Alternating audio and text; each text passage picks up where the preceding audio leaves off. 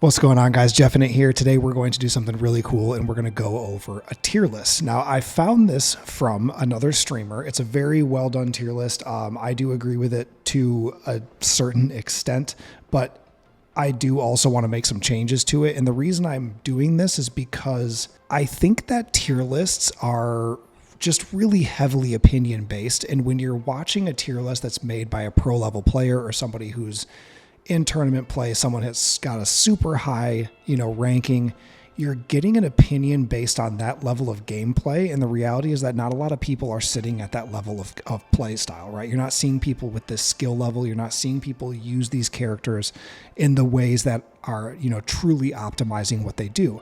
So what I want to do is I want to take this list and I want to bring it down a few levels and make this something that will make sense for people below Grandmaster, right? Because I'm playing solo queue as a strategist main, and I'm just constantly riding that wave of winning and losing and winning and losing.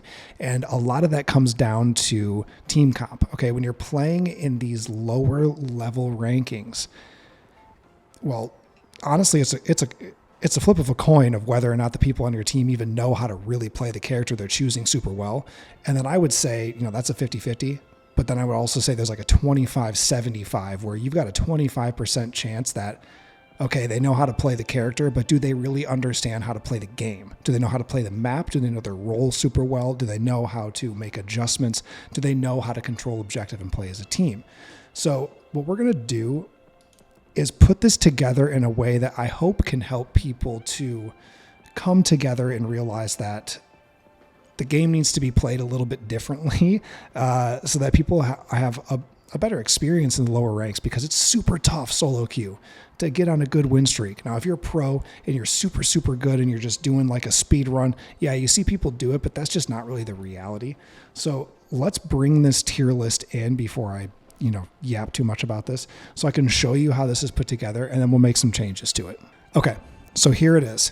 This is a pretty sound tier list, and this is specifically for season 2, right? You'll see Emma Frost is in here, but I think that some things do need to be changed, right? So the reason that I'm going to make some of these changes is because what I have found to be true in below Grandmaster is that utility is very overlooked.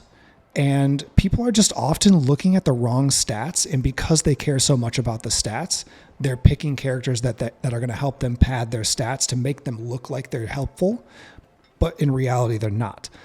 Okay, this is not team deathmatch, right? These are objective games. Every single map is an objective. Getting elims is helpful, yes, but it does not win you the game. So when you have people that are playing, Moon Knight, or let's say Hawkeye or Widow or even Star-Lord, and they're putting up big numbers, okay, you are not necessarily helping as much as you might think you are, right? So we're going to table this screen for just 1 second, and I'm going to pop into something, and I want to show you what I'm talking about when I'm talking about stats. Okay, we're in the leaderboards right now. We're going to go to Saipa down here and click on history, and we're going to click on, doesn't matter what game, we're going to just look at these stats here. Okay, first thing I want you guys to notice here is, if you do recall from the tier list that we were just looking at that was made by somebody else, they had Cloak as a D, and Cloak is a D, I'm pretty sure. Rocket was also pretty low. Star-Lord was pretty low. If we go to, let's say, this one right here, they also had Wolverine super low on the list, and here he is here. Same with Bucky, but they're being used in pro level gameplay. These are quick matches, but if we look at custom, this would clearly be somebody practicing. So we're seeing different people here as well. This is a really good tool to look at who people are using to help you decide who you want to main. But anyway, let's pop back into these stats here. So this is what a lot of DPS players look at. And then they'll put up a big number here and lose, and then blame everybody else, right? It's the healer's fault. I'm not getting healed. It's the tank's fault. They're garbage tanks, whatever they might be saying. These kill numbers, these are actually assists. Okay, if you get one hit on somebody and somebody else kills them, you're going to get a 1 added to this. So these are not just you doing all the work. These are assists. Okay, that's the reality of it. Final hits, this is you are the one that actually got the kill. That doesn't mean you did all the work. It just means you landed the last hit, right? So that's just something to keep in mind. Accuracy plays a huge role here, right? Low accuracy means, especially as a DPS player, like you're really not helping as much as maybe you think that you are. You're just getting some shots on other people doing the work, right?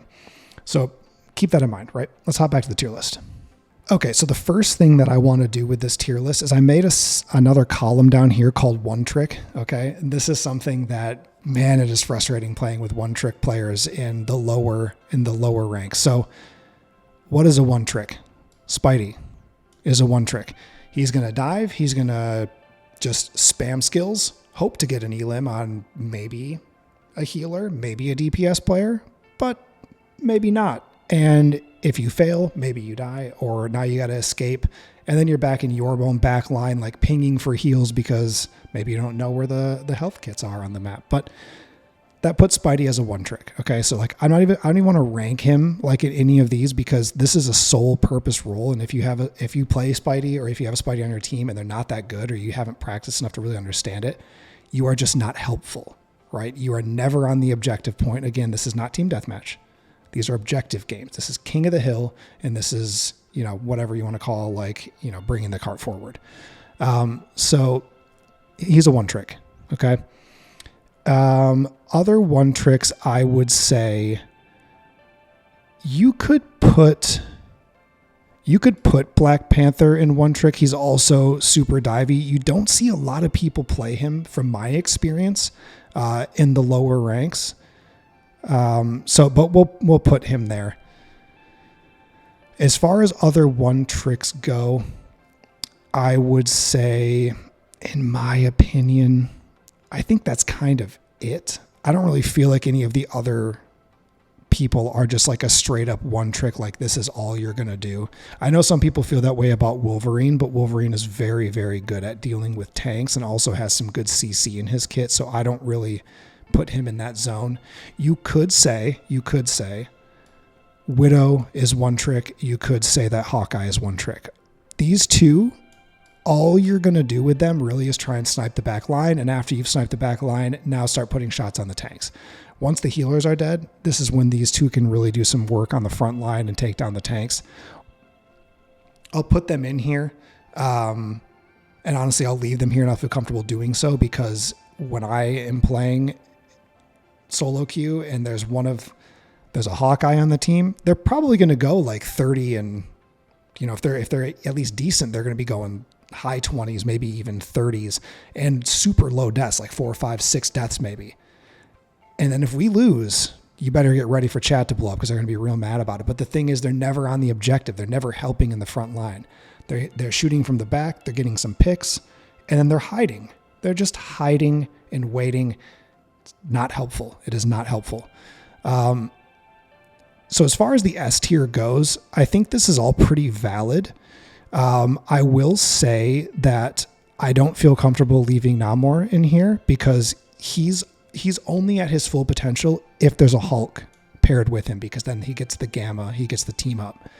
So I would drop him down here with Hulk, these two together, but they have to be together. If these are together, you could put these two because of the team up in S. I would say that, right? So let's do that. Let's just bring them both up here and leave them next to each other because, like I said, if they are together, that makes them together S tier. Psylocke, I would drop Psylocke down. She's not totally one trick. She actually has a lot of like good utility and good map maneuvering. She doesn't really just need to dive and hope for it. She has great escape and great movement capability. I would put her high A just based on what we're seeing, below Grandmaster. Cap is super good. I'm comfortable leaving him in S. Emma can stay in S, of course. Human Torch, if someone's good with him, S for sure. That's the other side of this that makes things an opinion, right?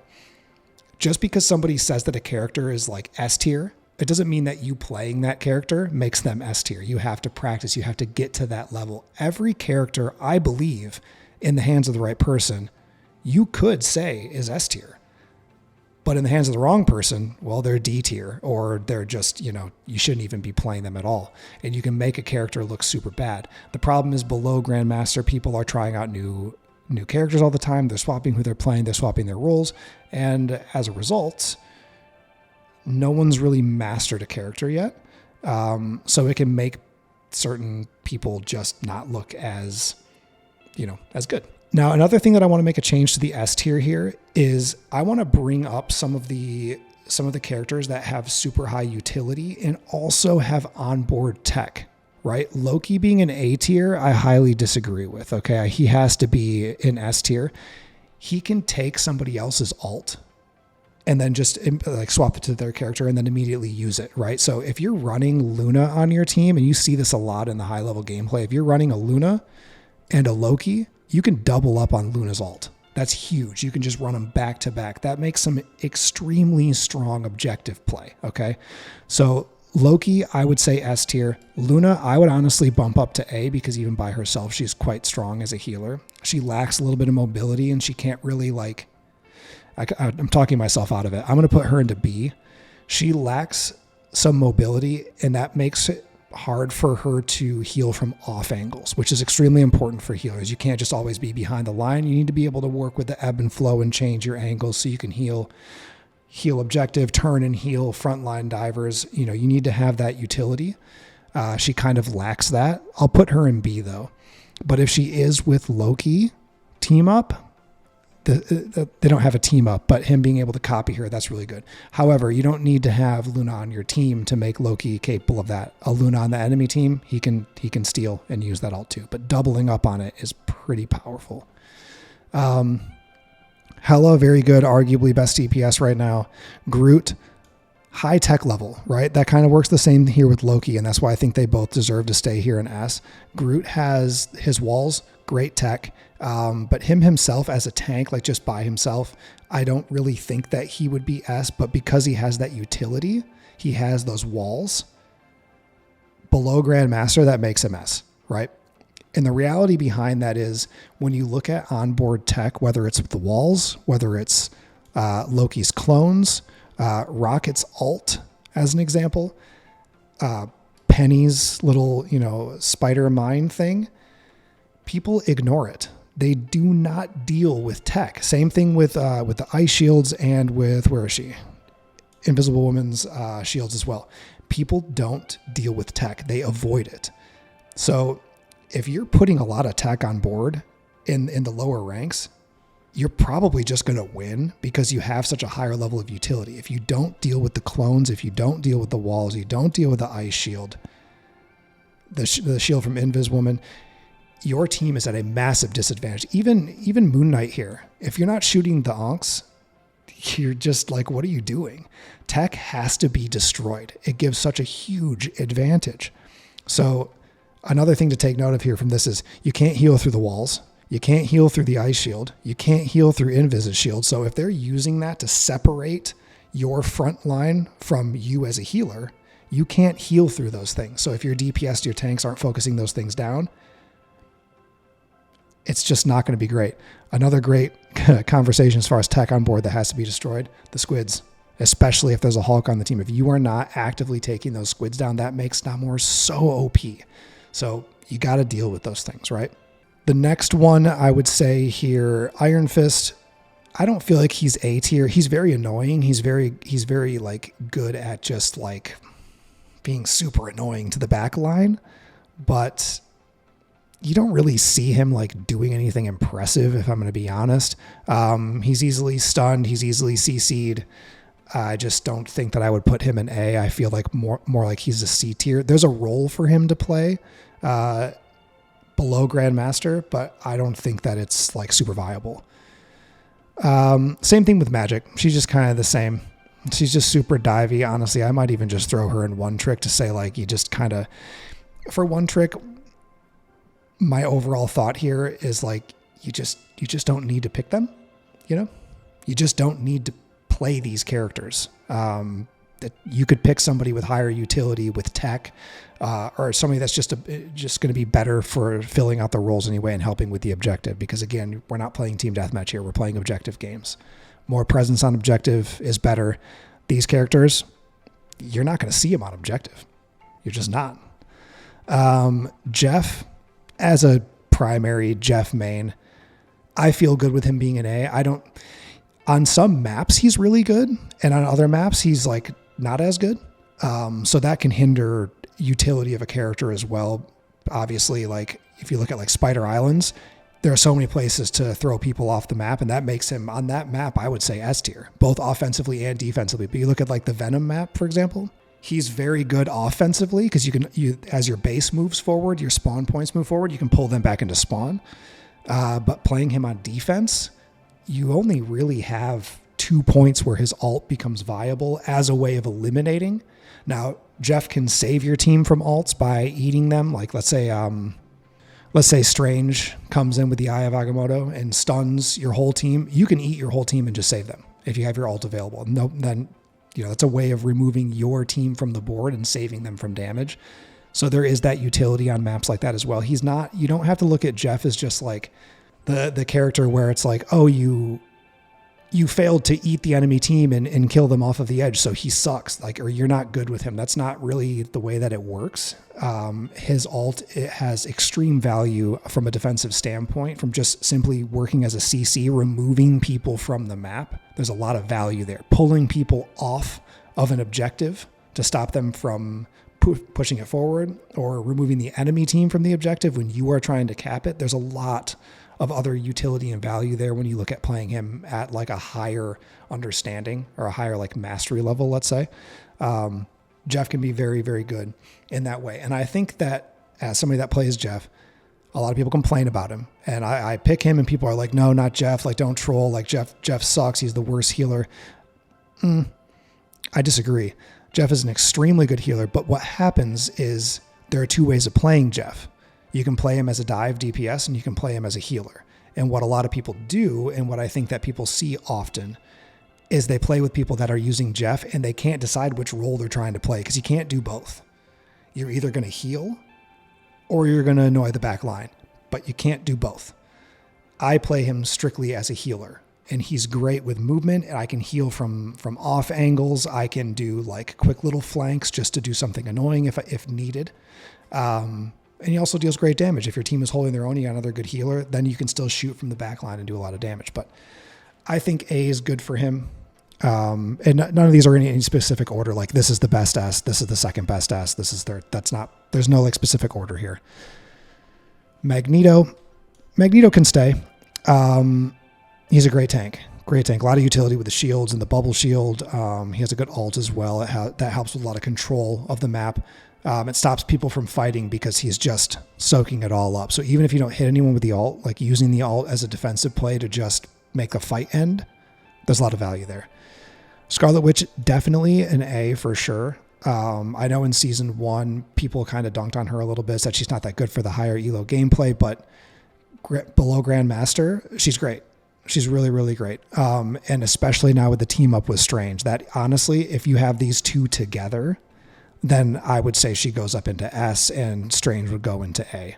But aside from that, I think he can stay in B. Iron Man, he's just a DPS. I'm going to drop him down here. He's a good DPS, but at the end of the day, he's still just a DPS. And truthfully, below Grandmaster, you don't even have to play DPS. You can run 3 tanks, 3 healers. You can run 2 tanks and like a pseudo tank, like Cap. Like, I know he's like technically a tank, but he's more like a dive DPS with just more health. Namor's a great pick for that as well. Like, you don't really need a true DPS. You just kind of don't. Moon Knight is, if you're going to be a DPS, Moon Knight's the best pick. Honestly, I would put him in S tier. Simply because, like I said, in the lower ranks, people do not deal with tech. They don't shoot the Ankh. They're not watching for it. It makes him super OP because people are just unaware of how his kit functions. Storm, honestly, I'd put Storm down in D. I don't really see a lot of people use her. Maybe in the higher level gameplay she's better, but I see a lot of whiffed ults when I do see people using her. You can heal out of it too. She's just not that great in my opinion. And again, tier lists are just an opinion. You can disagree with me and that's fine. But this is just based on what I see. And I watch a lot of high-level gameplay on Twitch and on YouTube Live, and I also play a lot solo queue. So this is based on my knowledge. Star-Lord, very good in the right hands, horrible in the wrong hands. I would put him in B. And this is what I was talking about before. If somebody is super good with someone, they're an S, right? You look at streamers like Brooks, for example. Brooks Star-Lord, S tier, double S, triple S, right? You put Star-Lord in my hands, D, right? So it all depends on who's playing him and how well you've mastered the character. Mr. Fantastic got better with the Season 2 update, so I think A is a good role for him. Thor, like, to be honest with you, I want to put him in S. He's really tough to take down now. He deals really good damage, and as a strategist main, dealing with an unchecked Thor is brutal. It is brutal. But that you can say that about anybody, right? If you're playing strategist and your team is just in no way, shape, or form trying to help you with the diving situation that you have going on, then any character is like really OP, right? But honestly, I would put him up in S. For B, I think Adam Warlock being here is pretty good. Penny being here is pretty good. She's got good tech, though, which is super helpful on objectives. Not so much like the King of the Hill, the non-moving objective, but the cart pushing, because you can rotate where you play her kit, and that makes it more powerful, in my opinion, than just when you're just on a stagnant objective point. Invisible Woman in the right hands, man, 100%, that's an A. I don't think that I would put her in S. Her mobility is a little bit limited, so you do lose kind of that potential for her to heal from an off angle. Jeff is really I would say probably the best off angle healer. The only reason he's staying in A is because he just doesn't really shine on every map. And the only real way for Jeff to truly shine is to be allowed to play both of those roles when the timing is right. And to do so, you have to have two other true healers on the team, which is uncommon in the lower ranks because nobody wants to heal. Nobody knows how to do it. They just want to play DPS. So you play him as a healer and he stays there. Venom, I disagree with B. Venom is extremely good.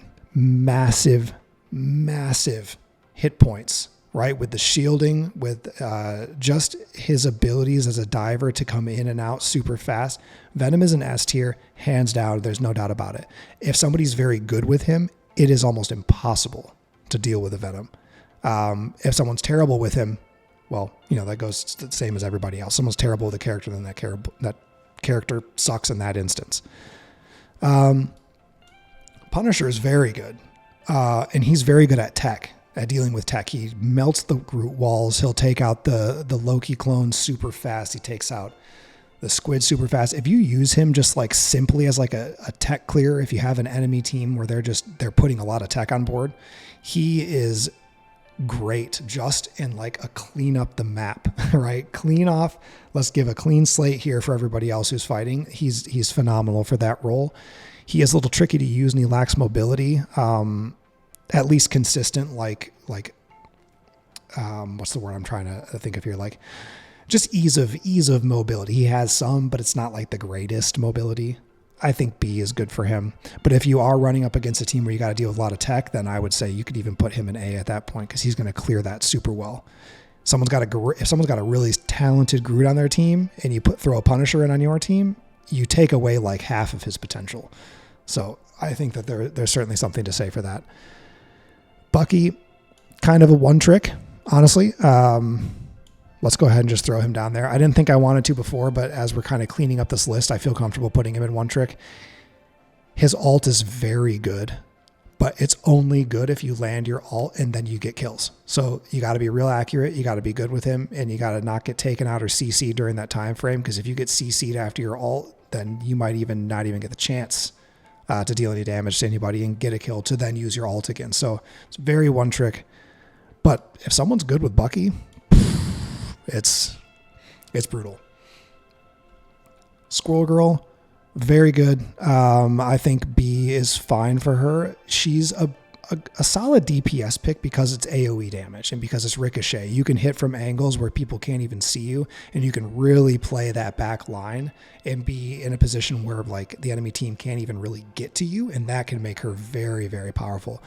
So I think B is good for her because, kind of like Jeff, she's great on some maps, and then on other maps, not, so ideal.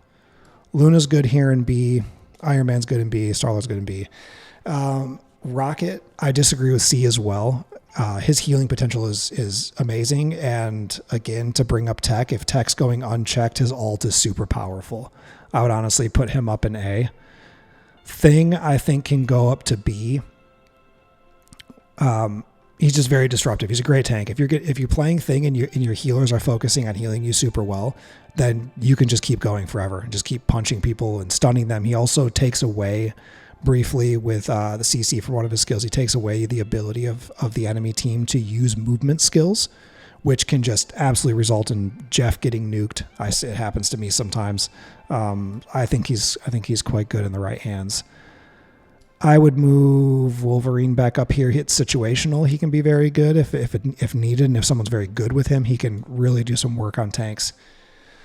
Cloak being in D was something interesting to see, but I get it. It's kind of like Luna in that she can't really like forgetting the word now. She can't heal, like off heal. She can't like reposition and heal from an off angle. That's what it is. She can't off angle heal. She doesn't have enough mobility for that. Her ult is good. It's situational. You got to hope that you're using it at the right time. You got to use it around the objective. It can be very powerful. But as far as like actual utility of the character goes, I don't think that she can be really the best pick anymore. You see a lot of people use her because she's easy. You're going to have a super high accuracy with her because her normal attack heals and does damage depending on who it hits, and it's like heat seeking. So she's easy. You're going to have high numbers because she's easy, but that doesn't mean that she's good though. So yeah, I think that this is really a really solid list right now.